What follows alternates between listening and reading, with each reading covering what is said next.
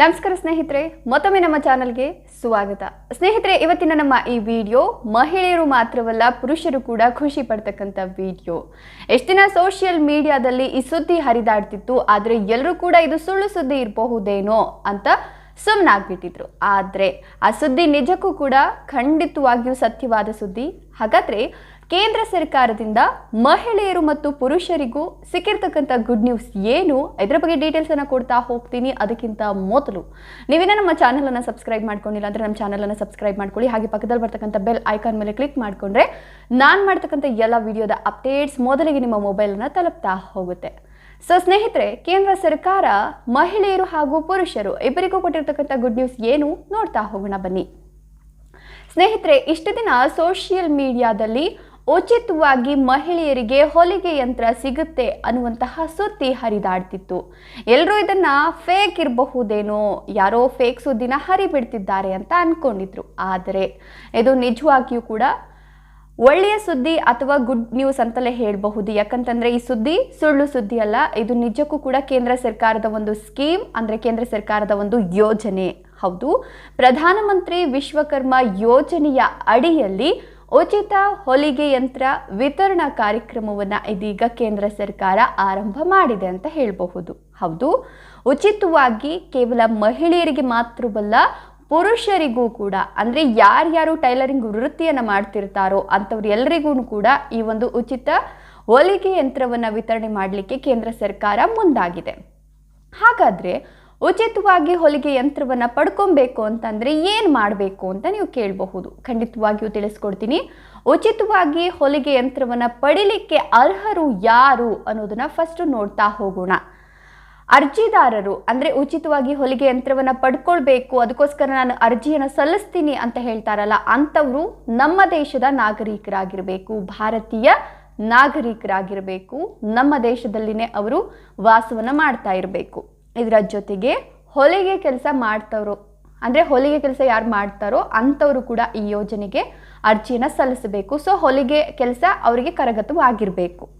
ಇನ್ನು ಪ್ರಧಾನಮಂತ್ರಿ ವಿಶ್ವಕರ್ಮ ಯೋಜನೆಯ ಅಡಿಯಲ್ಲಿ ಟೈಲರಿಂಗ್ ವೃತ್ತಿಯನ್ನು, ಈಗ ಸಣ್ಣ ಪುಟ್ಟ ಅಂಗಡಿಗಳನ್ನ ಇಟ್ಕೊಂಡು ಅಥವಾ ಯಾವುದಾದ್ರೂ ಒಂದು ಅಂಗಡಿನಲ್ಲಿ ಚಿಕ್ಕ ಪುಟ್ಟದಾಗಿ ಕೆಲಸವನ್ನು ಮಾಡ್ತಾ ಇರಬಹುದು, ಅಂಥವ್ರೂ ಕೂಡ ಈ ಯೋಜನೆಗೆ ಅರ್ಜಿಯನ್ನು ಸಲ್ಲಿಸಿ ದೊಡ್ಡದಾಗಿ ಅವರ ಅಂಗಡಿಯನ್ನು ಕೂಡ ಮಾಡಿಕೊಳ್ಬಹುದು. ಅದಕ್ಕೂ ಕೂಡ ಸರ್ಕಾರದಿಂದ ಸಹಾಯಧನ ಸಿಗುತ್ತೆ.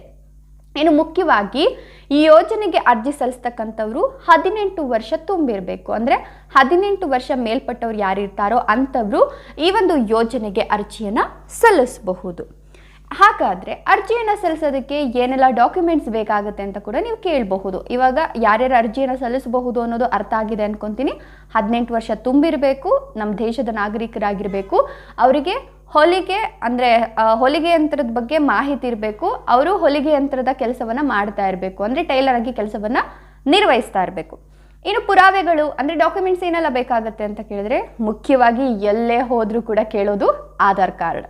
ಅದಾದಮೇಲೆ ನಿಮ್ಮ ವಿಳಾಸ ಪುರಾವೆ, ಅಂದರೆ ನಿಮ್ಮ ಮನೆಯ ವಿಳಾಸ ಇರುತ್ತಲ್ಲ, ನೀವು ಇಲ್ಲೇ ವಾಸ ಮಾಡ್ತಿದ್ದೀರಾ ಅನ್ನೋದಕ್ಕೆ ಅಡ್ರೆಸ್ ಪ್ರೂಫ್ ಅಂತ ಕೇಳ್ತಾರೆ, ಅದನ್ನು ಕೊಡಬೇಕಾಗುತ್ತೆ. ಲೈಕ್ ಕರೆಂಟ್ ಬಿಲ್ ಆದರೂ ಕೊಡಬಹುದು, ಅಥವಾ ನೀವು ವೋಟರ್ ಐ ಡಿನಾದರೂ ಕೊಡಬಹುದು, ಇಲ್ಲ ನಿಮ್ಮ ಮನೆದು ರೆಂಟಲ್ ಅಗ್ರಿಮೆಂಟು ಅಥವಾ ಸ್ವಂತ ಮನೆ ಆಗಿದ್ದರೆ ಸ್ವಂತ ಮನೆದು ನೀವು ಟ್ಯಾಕ್ಸ್ ಎಲ್ಲ ಪೇ ಮಾಡ್ತಿರ್ತೀರಲ್ಲ, ಅದ್ರದ್ದು ಏನಾದರೂ ಒಂದು, ಒಟ್ಟಿನಲ್ಲಿ ನೀವು ಇಂಥ ಅಡ್ರೆಸ್ಸಲ್ಲಿ ಇದ್ದೀರಾ ಅನ್ನೋದಕ್ಕೆ ಅಡ್ರೆಸ್ ಪ್ರೂಫ್ ಆಗಿ ಏನಾದರೂ ಒಂದು ಡಾಕ್ಯುಮೆಂಟ್ಸನ್ನು ಕೊಡಬೇಕಾಗತ್ತೆ. ಇನ್ನು ವೋಟರ್ ಐ ಡಿ ಎಲ್ಲ ಕಡೆನೂ ಕೂಡ ಸರ್ವೇ ಸಾಮಾನ್ಯ ಆಗಿಬಿಟ್ಟಿದೆ. ಜೊತೆಗೆ ಇನ್ಕಮ್ ಆ್ಯಂಡ್ ಕಾಸ್ಟ್, ಅಂದರೆ ನೀವು ಯಾವ ಜಾತಿಯವರು ಅಂತ ತಿಳ್ಕೊಳ್ಳಿಕ್ಕೋಸ್ಕರ ಇನ್ಕಮ್ ಆ್ಯಂಡ್ ಕಾಸ್ಟ್ ಸರ್ಟಿಫಿಕೇಟನ್ನು ನೀವು ಕೊಡಬೇಕಾಗುತ್ತೆ, ಜಾತಿ ಮತ್ತು ಆದಾಯ ಪ್ರಮಾಣ ಪತ್ರ. ಇದರ ಜೊತೆಗೆ ನಿಮ್ಮದೊಂದು ಪಾಸ್ಪೋರ್ಟ್ ಸೈಜು ಫೋಟೋ, ಆಮೇಲೆ ನಿಮ್ಮ ಮೊಬೈಲ್ ನಂಬರ್, ಜೊತೆಗೆ ನಿಮ್ಮ ಬ್ಯಾಂಕ್ ಪಾಸ್ಬುಕ್ ಜೆರಾಕ್ಸ್ ಪ್ರತಿ, ಮೊದಲನೇ ಪುಟದ ಜೆರಾಕ್ಸ್ ಪ್ರತಿನ ತೊಗೊಂಡು ಹೋಗ್ಬಿಟ್ಟು ಕೊಡಬೇಕಾಗತ್ತೆ. ಹಾಗಾದರೆ ಅರ್ಜಿ ಎಲ್ಲಿ ಸಲ್ಲಿಸೋದು ಅಂತ ನೀವು ಕೇಳಬಹುದು, ಅದನ್ನು ಕೂಡ ತಿಳಿಸ್ಕೊಡ್ತೀನಿ.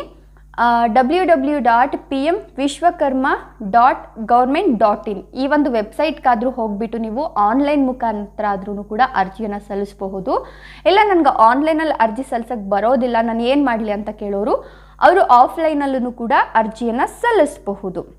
ಎಲ್ಲಿ ಹೋಗ್ಬಿಟ್ಟು ಅರ್ಜಿಯನ್ನು ಸಲ್ಲಿಸಬೇಕು ಅಂತ ಕೇಳಿದ್ರೆ, CSC ಸೆಂಟರ್ ಇರುತ್ತೆ, ಎಲ್ಲ ಕಡೆನೂ ಕೂಡ CSC ಕೇಂದ್ರಗಳಿರುತ್ತೆ. ಅಲ್ಲಿ ಹೋಗ್ಬಿಟ್ಟು ನಾನು ಹೇಳಿದ್ನಲ್ಲ, ಇನ್ಕಮ್ ಕಾಸ್ಟ್ ಇರಬಹುದು, Aadhaar card, voter I D, address proof, passport size photo and ಇದು ಪಾಸ್ಬುಕ್ ಜೆರಾಕ್ಸು ಮತ್ತು ಒಂದು ಫೋಟೋ ಎತ್ಕೊಂಡು ಹೋಗ್ಬಿಟ್ಟು ಮತ್ತು ನಿಮ್ಮ ಮೊಬೈಲ್ ನಂಬರ್ ಕೊಟ್ಬಿಟ್ಟು ನೀವು CSC ಸೆಂಟರ್ ಎಲ್ಲಿರುತ್ತೋ ಅಲ್ಲಿ ಹೋಗ್ಬಿಟ್ಟು ಕೂಡ ಅರ್ಜಿನ ಸಲ್ಲಿಸ್ಬೋದು. ಹಾಗಾದರೆ ಅರ್ಜಿನ ಸಲ್ಲಿಸಿದ ನಂತರ ನಿಮ್ಗೆ ಯಾವಾಗ ಹಣ ಬರುತ್ತೆ, ಹೇಗೆ ಹಣ ಬರುತ್ತೆ ಅಂತ ಕೂಡ ಡೌಟ್ ಇರುತ್ತಲ್ವಾ? ಅದಕ್ಕೂ ಕೂಡ ಉತ್ತರ ಕೊಡ್ತೀನಿ. 15,000 ಹಣ ನೇರವಾಗಿ ನಿಮ್ಮ ಖಾತೆಗೆ ಜಮಾ ಆಗುತ್ತೆ. ಅಂದರೆ ಉಚಿತವಾಗಿ ಹೊಲಿಗೆ ಯಂತ್ರ ತಗೊಳ್ಳೋಕ್ಕೆ, ಹೊಲಿಗೆ ಯಂತ್ರವನ್ನು ಸರ್ಕಾರ ಕೊಡೋದಿಲ್ಲ, ಆ ಹೊಲಿಗೆ ಯಂತ್ರವನ್ನು ತೆಗೆದುಕೊಳ್ಳೋದಕ್ಕೆ ನಿಮಗೆ ಹಣವನ್ನು ಸರ್ಕಾರ ನೇರವಾಗಿ ನಿಮ್ಮ ಬ್ಯಾಂಕ್ ಖಾತೆಗೆ ಜಮಾವಣೆ ಮಾಡುತ್ತೆ. ಈಗ ನೀವು ಅರ್ಜಿ ಸಲ್ಲಿಸಿದ್ರೆ ಏಪ್ರಿಲಲ್ಲಿ ನೀವು ಹಣವನ್ನು ಪಡೆದುಕೊಳ್ಬಹುದು, ನೀವು ಅರ್ಹರಾಗಿದ್ದರೆ ಮಾತ್ರ. ಇನ್ನು 20,000ದವರೆಗೂ ಕೂಡ ಸಾಲ ಸೌಲಭ್ಯವನ್ನು ಕೂಡ ಕೊಡ್ತಾರೆ. ಅಂದರೆ ಇವಾಗ ನನಗೆ ಹೊಲಿಗೆ ಯಂತ್ರ ಇದ್ಬಿಟ್ರೆ ಸಾಕಾಗಲ್ಲ, ನಾನು ಚಿಕ್ಕದಾಗ ಒಂದು ಅಂಗಡಿ ಮಾಡ್ಕೊಬೇಕು ಅಂತ ಅಂದ್ಕೊಂಡಿದ್ದೀನಿ, ಟೈಲರಿಂಗ್ ಅಂಗಡಿ ಮಾಡ್ಕೊಬೇಕು ಅಂದ್ಕೊಂಡಿದ್ದೀನಿ, ಅಥವಾ ಟೈಲರ್ ಶಾಪ್ ತೊಗೋಬೇಕು ಅಂದ್ಕೊಂಡಿದ್ದೀನಿ, ಏನು ಮಾಡೋದು ಅಂತ ಕೇಳಿದ್ರೆ ಅಂಥವರಿಗೂ ಕೂಡ 20,000ದವರೆಗೂ ಕೂಡ ಸಾಲ ಸೌಲಭ್ಯವನ್ನು ಈಗ ಕೇಂದ್ರ ಸರ್ಕಾರ ನೀಡ್ತಾ ಇದೆ. ಸೊ ಇದು ಕೇವಲ ಮಹಿಳೆಯರಿಗೆ ಮಾತ್ರವಲ್ಲ, ಪುರುಷರಿಗೂ ಕೂಡ ಇದು ಅನ್ವಯವಾಗುತ್ತೆ. ಯಾರ್ಯಾರು ಟೈಲರಿಂಗ್ ವೃತ್ತಿಯನ್ನು ಮಾಡ್ತಿದ್ದೀರಾ, ಅದರಲ್ಲಿ ಇನ್ನಷ್ಟು ನಾವು ಬೆಳಿಬೇಕು, ಇನ್ನೊಂದಷ್ಟು ಸಂಪಾದನೆ ಮಾಡಬೇಕು ಅಂತ ಯಾರೆಲ್ಲ ಯೋಚನೆ ಮಾಡ್ತಿದ್ದೀರಾ, ಖಂಡಿತವಾಗಿಯೂ ಹೋಗ್ಬಿಟ್ಟು ಪ್ರಧಾನಮಂತ್ರಿ ವಿಶ್ವಕರ್ಮ ಯೋಜನೆಯ ಅಡಿಯಲ್ಲಿ ನೀವು ಉಚಿತವಾಗಿ ಹೊಲಿಗೆ ಯಂತ್ರವನ್ನು ಕೂಡ ಪಡ್ಕೊಳ್ಬಹುದು, ಅದಕ್ಕೆ ಸಂಬಂಧಪಟ್ಟಂಥ ಸಾಲ ಸೌಲಭ್ಯವನ್ನು ಕೂಡ ಪಡ್ಕೊಳ್ಬಹುದು. ಈ ಒಂದು ಉಪಯುಕ್ತ ಮಾಹಿತಿಯನ್ನು ನಾನು ನಿಮಗೆ ತಿಳಿಸಬೇಕಾಗಿತ್ತು, ಅದಕ್ಕೋಸ್ಕರ ವಿಡಿಯೋ ಮಾಡಿದೆ. ವಿಡಿಯೋ ಇಷ್ಟ ಆದರೆ ಖಂಡಿತವಾಗಿ ಲೈಕ್ ಮಾಡಿ, ಹಾಗೆ ನಿಮ್ಮ ಅನಿಸಿಕೆ ಅಭಿಪ್ರಾಯಗಳನ್ನು ಕಮೆಂಟ್ ಮಾಡೋದನ್ನು ದಯವಿಟ್ಟು ಮರಿಬೇಡಿ. ವಿಡಿಯೋ ನೋಡಿದ್ದಕ್ಕಾಗಿ ಧನ್ಯವಾದಗಳು.